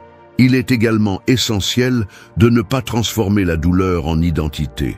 Certains l'utilisent comme excuse pour se justifier ou se victimiser. Ressentir ne signifie pas s'enchaîner. Cela signifie traiter pour lâcher prise. Chaque fois que tu répètes « j'ai souffert » comme un étendard, tu maintiens la blessure ouverte. L'attitude correcte est de dire « oui, ça a fait mal, mais je me suis relevé avec plus de clarté ». Ce changement de langage est un rappel que la douleur était une étape, pas ta destination. Accepter et ressentir ta douleur est une façon de retrouver ta dignité, parce que tu ne fuis pas toi-même et tu ne te caches pas derrière de faux sourires. Au contraire, tu marches de face avec des cicatrices qui racontent ton histoire et une force que personne, n'ayant pas traversé sa propre souffrance, ne pourra comprendre. Et à ce moment-là, tu n'es plus l'esclave de la blessure, tu es le maître de ta vie. Parce que tu as appris que ressentir ne te rend pas faible, ça te rend humain, et l'accepter te rend fort. 10. Vis avec dignité. Marcher sans dignité, c'est comme traîner une ombre étrangère. Tu avances, mais ce n'est pas toi qui décides de la direction. C'est le poids de la culpabilité, de la peur et de l'approbation qui guide tes pas. Tu vis courbé, le dos voûté face aux exigences des autres, et le pire, c'est que tu finis par oublier ce que c'est que de se tenir droit. La dignité n'est pas une question de fierté vide ou de prétendue force. C'est la base silencieuse qui soutient toute ta vie. Le fondement qui te rappelle que tu mérites le respect, d'abord de toi-même, puis des autres. Le stoïcisme l'a bien dit. Tu ne peux pas contrôler ce que les autres pensent, disent ou font. Mais tu peux choisir comment tu te comportes face à cela. Et vivre avec dignité signifie précisément cela, agir selon tes principes, même si le monde veut te traîner. Ce n'est pas plaire, ce n'est pas te rabaisser, ce n'est pas te justifier, c'est rester ferme, même lorsque la pression t'invite à te courber. Celui qui vit sans dignité ne vit pas, il survit seulement sous le regard des autres. Le premier conseil pour retrouver ta dignité est de prendre des décisions qui reflètent ta valeur interne. N'accepte pas des emplois, des relations ou des engagements qui te forcent à trahir ce que tu es.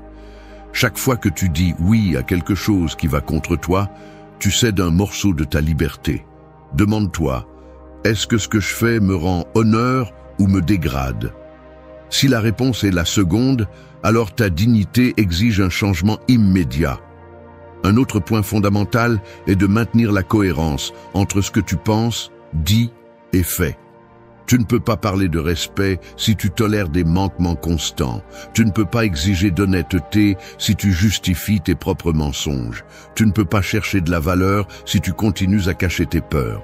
La dignité ne se construit pas avec des discours. Elle se construit avec des actes répétés chaque jour, dans les petites et grandes choses, en public et en privé. Il est également essentiel d'apprendre à lâcher ce qui ne te mérite pas. Souvent, tu perds ta dignité en te cramponnant à des liens qui t'épuisent ou à des lieux qui n'ont plus rien à t'offrir. La peur de la solitude ou de ce que diront les autres te retient, mais la véritable force réside dans le fait de marcher léger, même si le chemin reste vide pendant un certain temps. Le respect de soi vaut plus que n'importe quelle compagnie imposée. Enfin, vis avec dignité en te rappelant que ce n'est pas une question de prétendre à la perfection, mais de soutenir ton essence avec fermeté. Il y aura des moments de douleur, de trébuchement et d'erreur, mais aucun d'entre eux ne peut t'arracher ta valeur si tu choisis de rester fidèle à ce que tu es. La dignité ne se négocie pas, elle ne se demande pas en prêt, elle ne dépend pas du regard extérieur. Elle se cultive à l'intérieur, dans la façon dont tu te parles, dans la manière dont tu décides, dans la force avec laquelle tu marches. Parce que quand tu vis avec dignité, peu importe combien la tempête est dure, tu pourras toujours lever la tête et regarder en face, sachant que ta vie reste la tienne. Merci d'être resté jusqu'à la fin de la vidéo. Si vous avez tout vu, commentez « Je suis stoïcien » comme notre signe secret, indiquant que vous êtes un véritable apprenant du stoïcisme. N'oubliez pas de vous abonner et de liker la vidéo si elle vous a plu. Rendez-vous dans la prochaine vidéo et rappelez-vous, continuez à cultiver votre esprit stoïque. Le respect ne se mendie pas, il s'impose par la façon dont tu vis. Un homme n'obtient pas l'admiration d'une femme par ce qu'il promet ou ce qu'il offre, mais par la fermeté avec laquelle il fait face à la vie. Elle ne respecte pas celui qui se plie pour plaire, elle respecte celui qui se maîtrise avant d'essayer de dominer le monde. Car le véritable attrait ne réside pas dans les flatteries vides ou dans l'attention désespérée, mais dans le calme que l'on maintient lorsque tout autour s'effondre, dans la discipline qui guide chaque décision et dans la cohérence qui ne se négocie avec personne. Un homme qui sait dire non sans peur, qui ne poursuit ni n'implore l'attention, qui dirige avec un but et non avec des caprices, devient quelqu'un qui inspire naturellement le respect. Il n'a pas besoin de masquer l'insécurité par des gestes grandioses, ni de tomber dans le jeu de vouloir contrôler ce qui ne dépend pas de lui.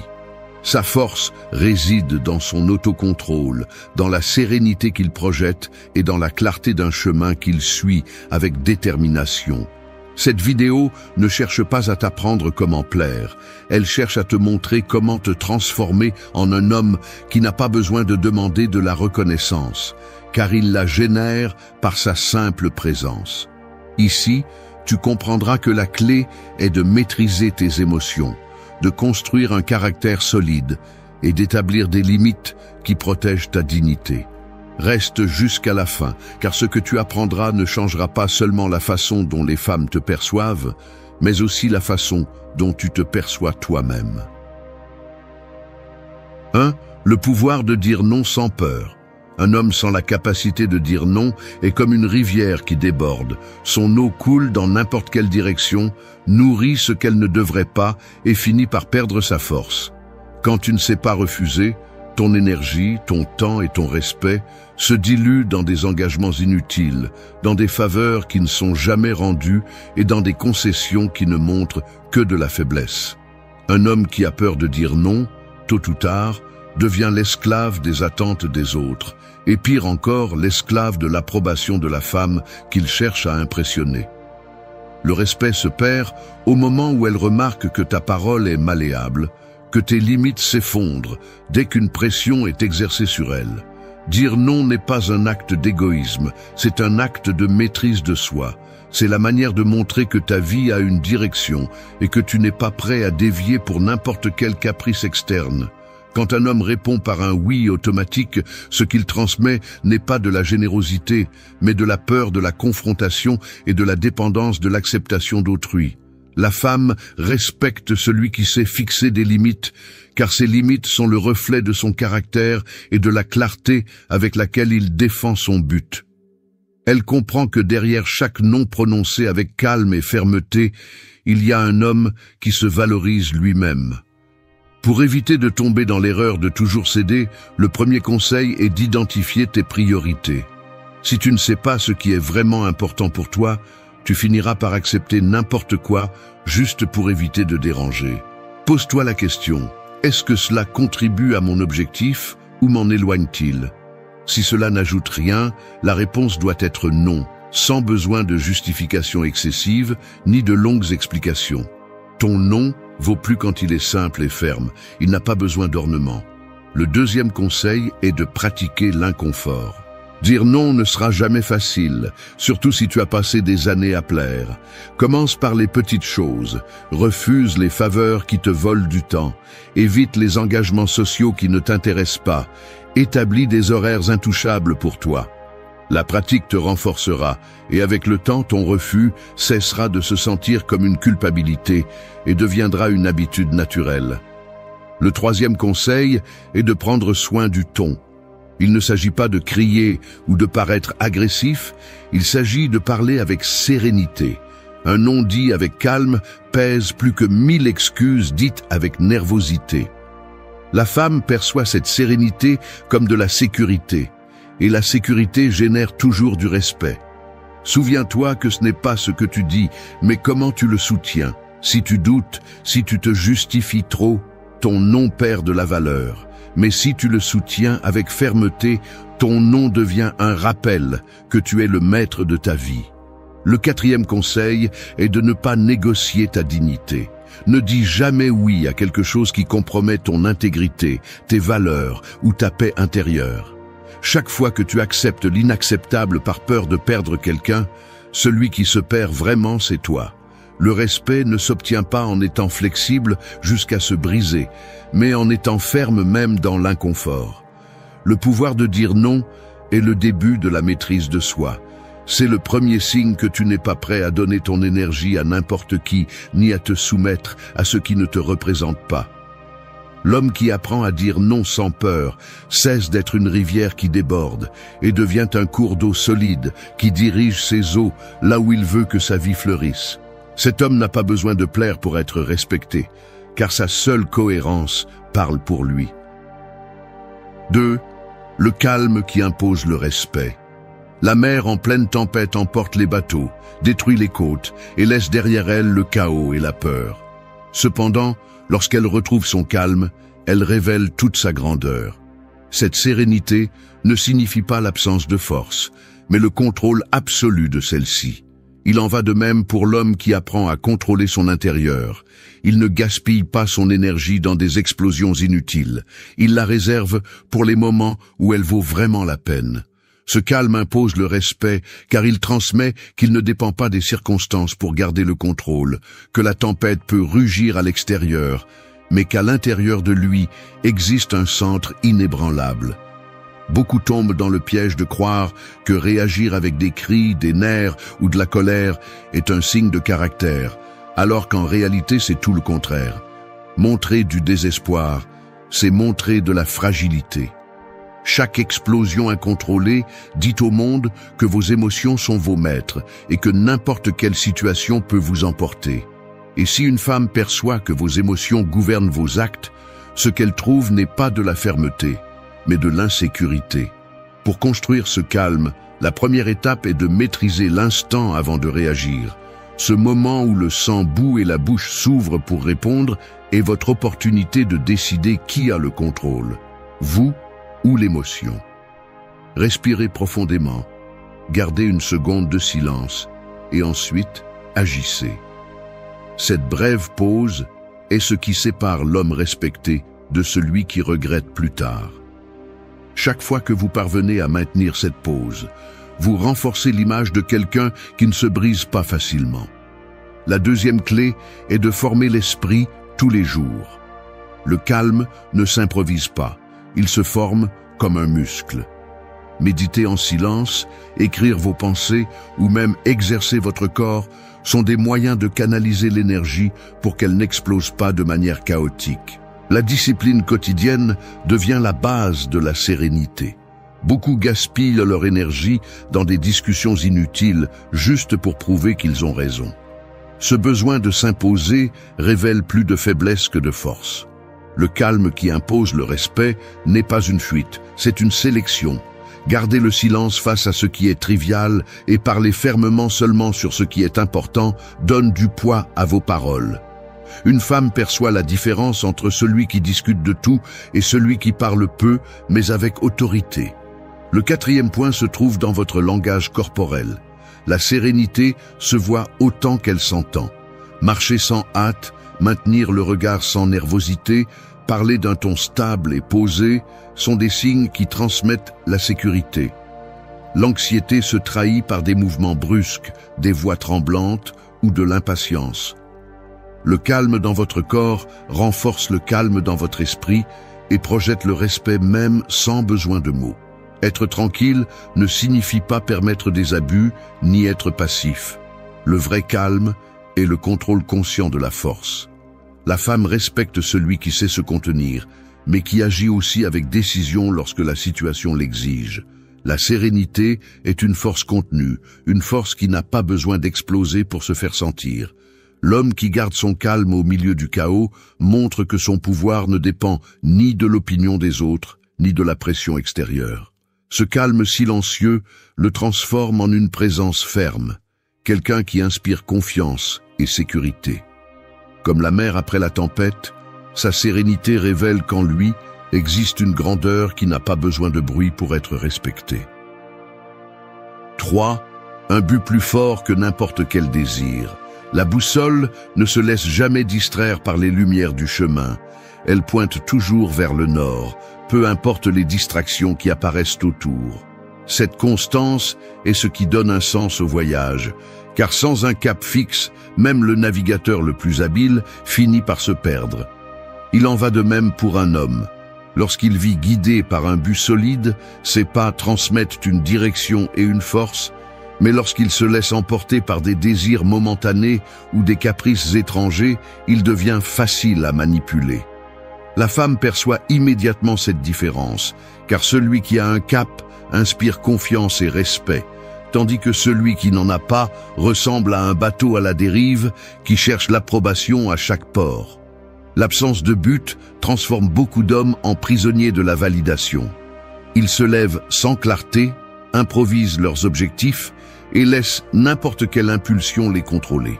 Ils cherchent à plaire avec des cadeaux, avec une attention excessive, avec des gestes désespérés, mais ce qu'ils montrent en réalité, c'est le vide. Le respect naît lorsqu'elle voit que ta vie ne tourne pas autour de son approbation, mais qu'elle est guidée par quelque chose de plus grand qu'elle-même. Le premier conseil pour construire ce but est de te connaître avec une brutalité honnête. Demande-toi ce qui motive vraiment ta vie, quelles sont les valeurs que tu n'es pas prêt à négocier et quels sont les objectifs qui valent ton effort quotidien. Sans cette clarté, n'importe quel désir sera suffisant pour te distraire. La femme respecte l'homme qui sait ce qu'il veut, car cette connaissance le rend stable et sûr, quelqu'un qui ne se perd pas dans le superficiel. Le deuxième conseil est d'établir des objectifs qui vont au-delà du plaisir immédiat. Celui qui vit seulement pour satisfaire des désirs momentanés montre qu'il n'a pas de contrôle sur lui-même. Le respect se gagne lorsque tes décisions révèlent que tu penses à long terme, que tu travailles sur des projets et des objectifs qui nécessitent de la discipline. Investir dans ton développement personnel, dans ta carrière, dans ta force physique et mentale montre que ton énergie est au service de quelque chose de plus grand que n'importe quelle impulsion passagère. Le troisième conseil est d'apprendre à sacrifier ce qui est attrayant mais inutile. Tout ce qui brille n'apporte pas à ton but. La capacité à renoncer à ce qui ne s'ajoute pas montre une force qui est perçue immédiatement. La femme respecte l'homme qui sait choisir, celui qui dit non aux distractions tentantes pour rester sur le chemin de ce qui compte vraiment. Cette capacité à prioriser est un signe de maturité et de maîtrise personnelle. Le quatrième conseil est de démontrer par des actions, pas par des mots. Il ne sert à rien de parler d'objectifs ou de rêves si tes actes quotidiens contredisent ce que tu dis. La cohérence entre ce que tu déclares et ce que tu fais est la base du respect. Un but se révèle dans la façon dont tu vis, pas dans la façon dont tu parles. La femme admire celui qui tient avec discipline ce qu'il promet, pas celui qui change de direction chaque fois qu'une nouvelle tentation apparaît.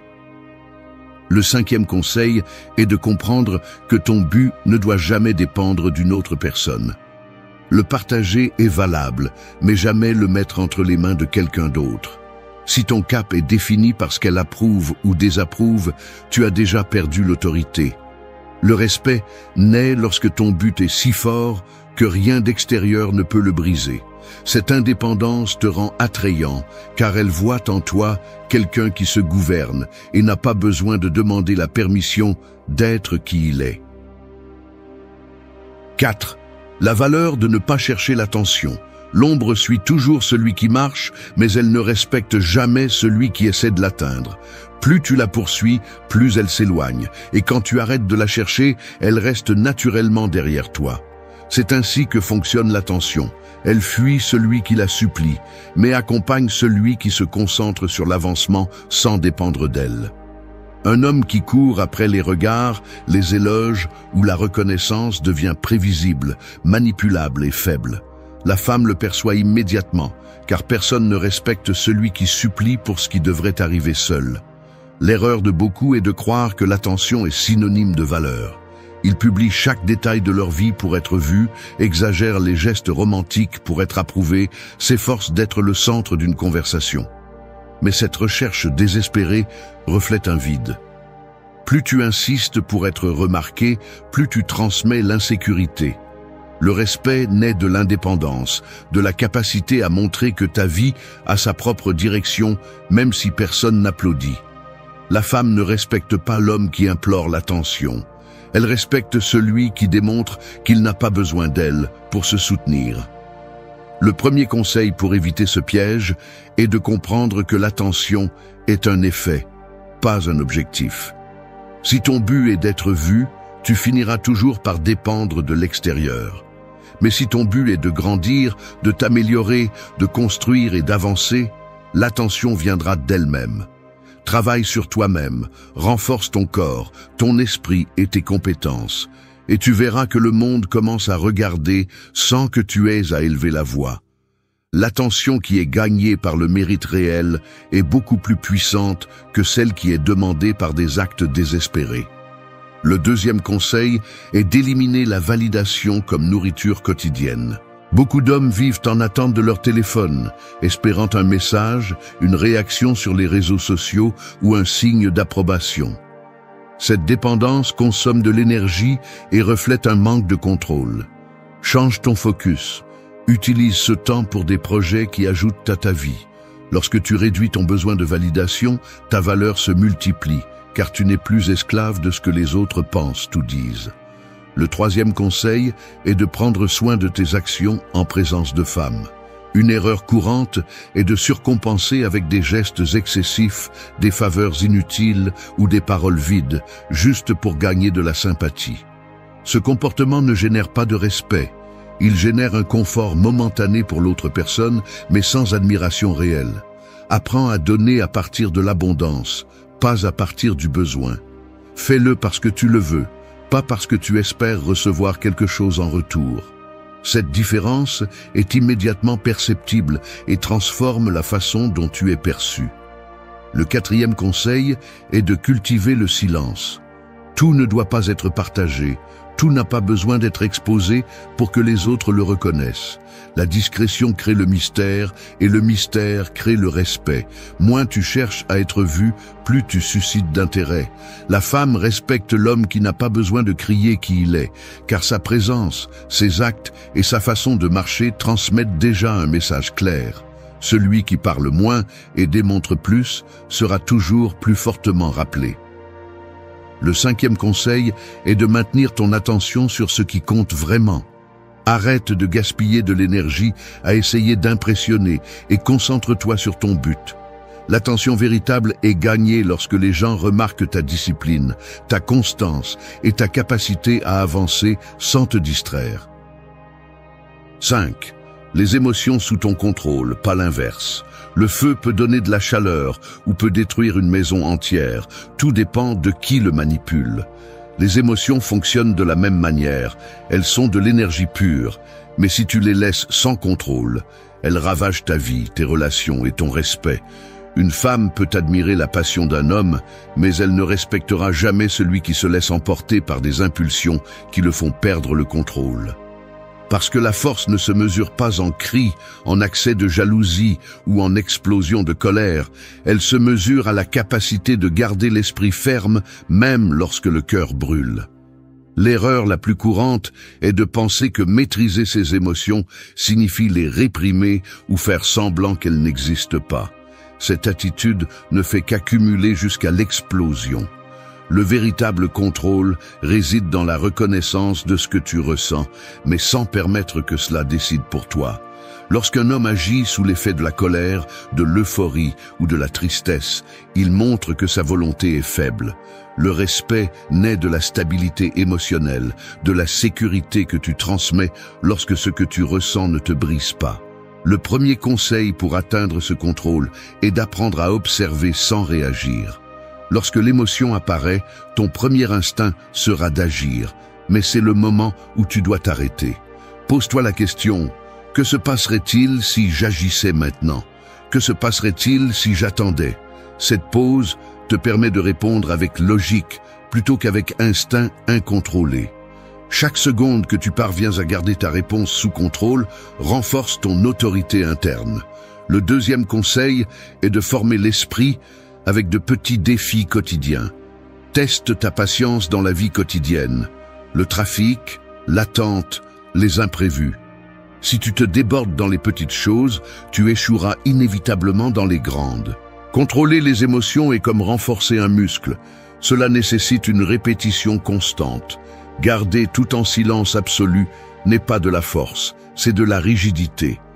Parler clairement, sans cri ni dramatisme, montre que tu maîtrises ce que tu ressens plutôt que d'être dominé. Dire « je suis contrarié par cela » avec sérénité impose plus de respect qu'une explosion de colère. L'homme qui sait communiquer ce qu'il ressent avec fermeté et calme démontre un niveau de contrôle que peu atteignent. Le quatrième conseil est d'identifier les déclencheurs. Nous avons tous des points faibles qui nous font réagir plus intensément. Une critique, une moquerie, un manque d'attention. Les connaître est la clé pour ne pas tomber dans le piège. Si tu sais ce qui te déstabilise, tu peux te préparer à y faire face avec plus de contrôle. Le respect se renforce lorsqu'elle voit que ce qui te déstabilisait auparavant ne te désarme plus, que tu n'es plus un esclave de tes vulnérabilités. Le cinquième conseil est de maintenir la discipline physique et mentale.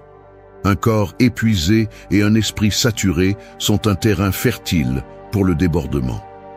Bien dormir, faire de l'exercice et maintenir des routines de clarté mentale comme la méditation t'aident à garder tes émotions sous ton contrôle et non l'inverse. La discipline ne renforce pas seulement le corps, elle ordonne aussi l'esprit et avec lui la stabilité émotionnelle.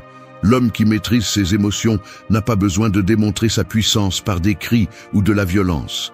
Sa force réside dans sa capacité à garder le feu sous contrôle, à l'utiliser pour éclairer plutôt que pour détruire. Cette capacité projette de la sécurité et de la confiance, et c'est là que naît le véritable respect. Parce que la femme sait que si un homme peut gouverner ses émotions, il peut gouverner n'importe quel aspect de sa vie. 6. La cohérence qui définit ton caractère. Le pont qui résiste au passage du temps ne tient pas grâce à la peinture qui le recouvre, mais grâce à la solidité de ses piliers. Si ses fondations sont solides, chaque tempête passe sans le faire s'écrouler. Mais si elles sont remplies de fissures, tôt ou tard il s'effondrera. C'est ainsi que fonctionne la cohérence chez un homme. C'est le pilier invisible qui soutient son caractère. Il ne s'agit pas de ce qu'il dit en public, ni de ce qu'il promet dans les moments d'enthousiasme, mais de la façon dont ses actes coïncident avec ses paroles. Une femme peut écouter 1000 discours, mais ce qu'elle observe vraiment, c'est si ce que tu fais confirme ce que tu dis. L'incohérence détruit le respect plus rapidement que toute autre erreur. Dire que tu valorises ton temps et ensuite le perdre dans des distractions constantes, parler de discipline et être esclave de tes impulsions, promettre la fermeté et céder à la première pression externe, tout cela envoie un message clair. Ta parole n'a pas de valeur. Et lorsque la femme perçoit cette fissure, peu importe l'attrait de ton discours, la confiance se brise. Le respect est gagné lorsque ta vie entière est une preuve que tes valeurs ne se plient pas selon la convenance du moment. Le premier conseil pour construire la cohérence est de t'engager moins, mais de le faire avec tout. Beaucoup d'hommes commettent l'erreur de parler trop, de promettre ce qu'ils n'ont pas la discipline de soutenir. Le respect ne naît pas des grandes déclarations, mais de la capacité à tenir ses engagements au quotidien. Si tu dis que tu arriveras à l'heure, fais-le. Si tu dis que tu travailleras sur quelque chose, fais-le. Chaque petite action accomplie renforce ton caractère et projette que ta parole est fiable. Le deuxième conseil est de vivre selon des principes, pas selon des émotions. Tes valeurs doivent être le guide qui détermine tes décisions, même quand elles ne sont pas pratiques ou faciles. La femme respecte l'homme qui tient sa parole, même si cela lui coûte, car ce sacrifice reflète la grandeur. En revanche, celui qui change d'avis à chaque impulsion est perçu comme faible et peu fiable. La cohérence se construit lorsque tu choisis d'agir selon tes principes et non selon ton humeur. Le troisième conseil est d'aligner ta vie publique et privée. Il ne sert à rien de projeter une image de force dans la rue si dans ton intimité tu es esclave de vices, de peur ou de contradictions. Le véritable respect naît lorsque la femme découvre que tu es le même dans tous les scénarios, que ton essence ne change pas en fonction de qui te regarde. Cette transparence génère de l'admiration car elle reflète l'intégrité. Et l'intégrité est à la racine de tout caractère solide. Le quatrième conseil est de corriger fermement lorsque tu échoues. Personne n'est parfait, et prétendre l'être ne fait qu'affaiblir ton authenticité. Mais la différence réside dans la façon dont tu affrontes tes erreurs. L'incohérent les justifie, les cache ou les répète. L'homme cohérent les reconnaît, les assume et les corrige. Cette capacité à affronter les conséquences de tes actes renforce ton respect, car elle démontre la maturité et la responsabilité. Le cinquième conseil est de choisir un chemin et de le tenir. La cohérence ne signifie pas rigidité. Elle signifie direction. Tu peux ajuster, tu peux apprendre, mais tu ne peux pas faire des virages opposés chaque fois qu'une difficulté se présente. Chaque fois que tu maintiens ton cap même dans l'inconfort, tu renforces ton caractère. La femme respecte celui qui reste debout même si le vent souffle contre lui, car elle sait que cet homme ne se plie pas sous la pression et ne change pas en fonction de l'environnement. 7. Limite qui protège ta dignité. Un mur n'est pas construit pour enfermer, il est érigé pour protéger ce qui a de la valeur à l'intérieur. Sans limite, n'importe quel ennemi peut entrer, n'importe quel vent peut tout balayer, et n'importe quel étranger peut disposer de ce qui ne lui appartient pas. C'est ce qui arrive aux hommes qui n'établissent pas de barrières claires dans leur vie. Ils permettent aux autres de décider pour eux, d'utiliser leur temps, de manipuler leurs émotions et de jouer avec leur dignité. Une femme peut en profiter, mais elle ne le respectera jamais, car personne n'admire celui qui donne sans mesure ce qu'il devrait défendre. Les limites ne sont pas des murs d'arrogance, ce sont des expressions de respect de soi. Un homme qui ne sait pas dire jusqu'ici projette de l'insécurité et de la dépendance. Ce manque de fermeté le rend manipulable, quelqu'un qui préfère perdre sa valeur plutôt que de déranger quelqu'un d'autre. En revanche, lorsqu'un homme établit des lignes claires que personne ne franchit, il démontre que sa dignité n'est pas à vendre et que sa vie est ordonnée. Cette attitude impose le respect car elle reflète une force intérieure, une conviction et une clarté sur qui il est. Le premier conseil est d'identifier ce qui est non négociable dans ta vie. Cela peut être ton temps de travail, ton repos, tes valeurs, tes relations les plus importantes. Si tu ne le définis pas, n'importe qui pourra empiéter sur ce terrain. Écris ces priorités et engage-toi à les défendre. Chaque fois que tu maintiens une limite, tu renforces l'idée que ta vie n'est pas disponible pour être utilisée à la convenance des autres. Le deuxième conseil est de communiquer tes limites avec sérénité. Il ne s'agit pas de les imposer avec des cris ou de la colère, mais de les exprimer avec clarté et fermeté. Un « je ne peux pas faire ça » ou un « je n'accepte pas d'être traité de cette façon » dit calmement a plus de poids qu'une réaction incontrôlée. La femme perçoit cette sécurité dans ta façon de parler et comprend que tu n'es pas un homme facile à manipuler. La fermeté sereine est toujours plus respectée que l'agressivité vide. Le troisième conseil est de maintenir les limites avec cohérence. Il ne sert à rien de dire que tu ne tolères pas certains comportements si tu le permets encore et encore. Chaque fois que tu cèdes à ce que tu as dit que tu n'accepterais pas, ta parole perd de sa valeur. Le respect se construit lorsque tes actions confirment que ta dignité n'est pas négociable. Même si au début quelqu'un se fâche, avec le temps, il comprendra que ta constance reflète un caractère solide. Le quatrième conseil est de ne pas craindre les pertes qui viennent avec les limites. Certains hommes permettent des abus par peur d'être seuls, de perdre une relation ou de décevoir quelqu'un. Cette attitude détruit le respect, car elle démontre la dépendance. La réalité est que les limites filtrent ce qui ne te convient pas et attirent ce qui mérite vraiment d'être dans ta vie. Une femme peut s'éloigner si elle n'accepte pas tes limites, mais celle qui reste le fait parce qu'elle comprend que tu vaux plus que ce qu'elle peut manipuler. Les limites ne sont pas des chaînes, ce sont des murs qui protègent ta dignité. Un homme qui sait les établir ne se brise pas sous la pression et ne se rabaisse pas pour être accepté. Comme un mur solide, il reste debout parce qu'il comprend que ce qu'il garde à l'intérieur est trop précieux pour être donné à n'importe qui. Et cette valeur, cette clarté et cette fermeté sont celles qui éveillent le véritable respect pour que tu le comprennes. 8. Diriger ta vie avec une démarche assurée. Le phare sur la côte ne court pas après les bateaux, ni essaie d'attirer l'attention en criant, il reste simplement allumé et stable, guidant avec sa lumière. Il n'a pas besoin de bouger pour montrer sa puissance, car sa seule présence transmet une direction. C'est ainsi que doit être la vie d'un homme qui cherche le respect. Ne pas mendier pour être suivi, mais maintenir clairement un cap que les autres reconnaissent sans avoir besoin de mots. La femme ne respecte pas celui qui improvise, elle respecte celui qui marche avec assurance, celui qui montre qu'il sait où il va, même si le chemin est difficile. La confusion de beaucoup réside dans la croyance que diriger sa vie signifie contrôler les autres. Rien n'est plus éloigné de la vérité. Celui qui essaie de manipuler et de dominer devient un tyran insécurisé qui cherche à compenser par le pouvoir ce qui lui manque de caractère. Diriger avec une démarche assurée signifie se contrôler soi-même d'abord, montrer que tes actions, ta discipline et ta constance ont un ordre et un but. Ce n'est qu'alors que tu peux inspirer le respect, car personne ne fait confiance à celui qui se contredit, mais tout le monde observe celui qui se tient debout. Le premier conseil est de définir clairement tes objectifs. Il ne suffit pas de vivre en réagissant à ce qui se passe, tu as besoin d'un cap à toi.